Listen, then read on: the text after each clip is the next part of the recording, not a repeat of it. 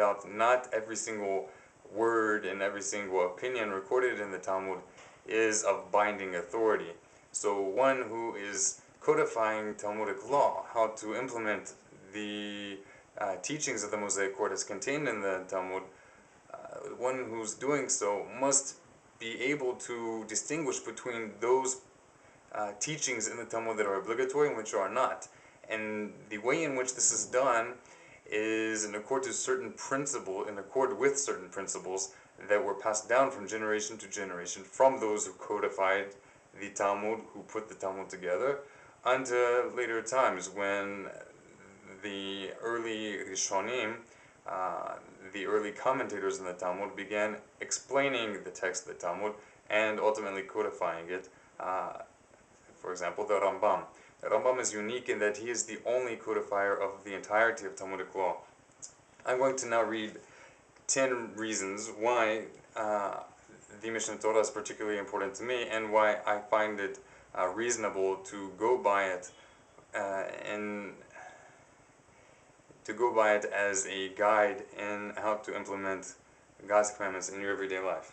So, the first reason, the Rambam learned from teachers who were direct receivers of the ancient and original approach as to how the Talmud is to be learned. The chain of Talmudic transmission from those who compiled the Talmud to the Rambam himself is a known chain of transmission. This is in contrast to the case with other later codifiers of Jewish law.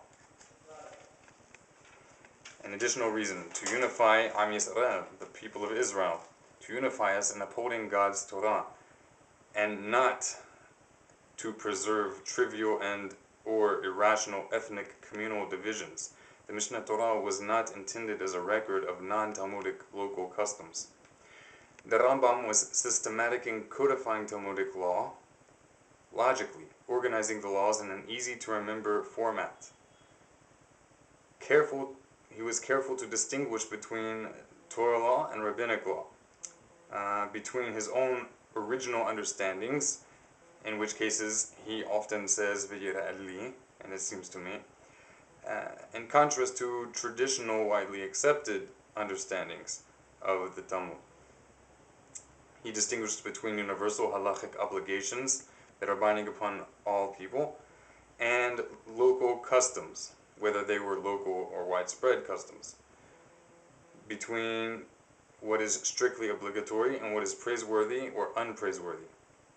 An additional reason is because the Rambam's intention in codifying Talmudic law in the Mishne Torah was intended to be a holistic work, covering all topics of Talmudic law, not only those things which are popular in any particular point in time, nor only those things which are able to be done in the then state of exile, when the people of Israel had no sovereignty in the Holy Land. So the Mishne Torah is holistic, covers all topics of Talmudic law regarding how to fulfill biblical Torah law. No other code of Jewish law does so. To me, consistency is of utmost importance in everyday life, and in religion it's no different. Relying on various codifiers of Talmudic law in the context of various matters of Talmudic law can lead to logical inconsistencies, since different areas of Jewish law are often interrelated. One codifier could arrive at one conclusion in one area of Talmudic law, whereas were he to apply the same principles of understanding the Talmud in another area of Talmudic law, he may have come to a different conclusion, a conclusion different from what the second codifier that was being relied upon concluded. An additional reason,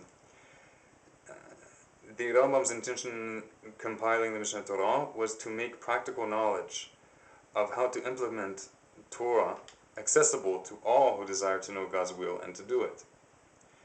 Therefore, unlike other codes of Jewish law, the Mishne Torah is not filled with Aramaic terminology that is unfamiliar to the masses. Rather, he wrote it in a clear, relatively simple Hebrew, the universal and historical language of all Jews. The Rambam's goal of making Torah accessible to all is also seen in the fact that he wrote his commentary to the Mishnah in Arabic, the language of most Jews in the Rambam's lifetime.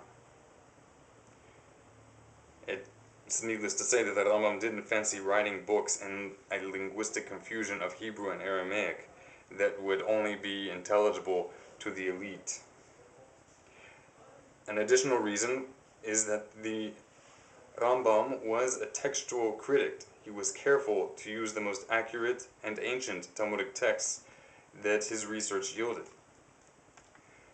The Rambam emphasized the ultimate goals and purposes of the Torah throughout the Mishne Torah. He was not sidetracked by the nuances of Jewish law. They did not blind him from the importance of the Torah's ultimate goals and purposes, constantly reiterating the importance of the absolute singularity of the Creator and sanctifying His name both in privacy and in relation to others, and the importance of goodness and the betterment for all peoples. And lastly, the Rambam was a realist. He was aware of his own humanity and the possibility of error. He therefore continued reviewing and editing his work in the Mishne Torah until his death. I believe there are many other reasons that could be added as to why it is reasonable to become familiar with Mishne Torah, even if not to use it as a guide in everyday practical halacha. This is why even Jewish organizations such as Chabad, which in many ways diverge from what the Rambam teaches, very much promote Jews throughout the world becoming familiar with the Mishne Torah, because this is the only way someone who is not a genius in Talmudic law will be able to become familiar with the contents of the teachings of the ancient sages of Israel, who the Creator, as mentioned earlier, commanded us to heed and not to deviate to the right nor to the left. Deuteronomy chapter 17, verse 10 through 11. Shalom uvracha.